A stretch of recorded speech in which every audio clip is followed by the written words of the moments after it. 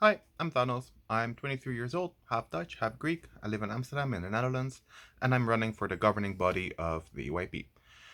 I am running in the context of the upcoming European Year of Youth 2022, because as you might have heard, but probably haven't, next year is all ours. It is supposed to be just for European youth, but you probably haven't heard of it because even though it was a proposal from the European Commission and the entire institutional triangle agreed with it, nobody actually took the time to do something meaningful with it. And I think that we in this network have the power to change something about that.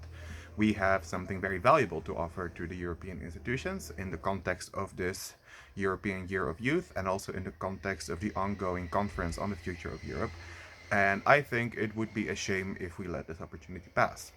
So, for the extraordinary board term, which is only 1 year, I would fully dedicate this and fully dedicate my position on the governing body to making sure that the connection between the EYP and the EU institutions is made stronger. I think that the input that we have, the reach that we have, the connection with young people all across the continent, both EU and not, can be extremely valuable.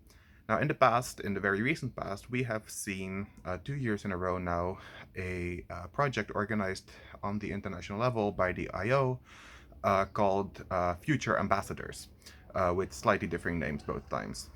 And I want to continue this project and make the connection with the EU institutions stronger, so that the European Youth Parliament, in addition to engaging thousands and tens of thousands of young people across the continent, also starts having a say in policy matters. Because if there's one thing I've learned during my time in the EYP, it is that even though we're volunteers and we do this in between our studies and we use Google and other online free available sources of information, the average EYPer is incredibly knowledgeable, usually on just a couple of topics, but when you talk with the politicians that legislate on these topics, you will find that the EYPer definitely can get by in detailed discussions. And I think that as the 25% of the entire European population, we young people should play a bigger role on the European policymaking scene.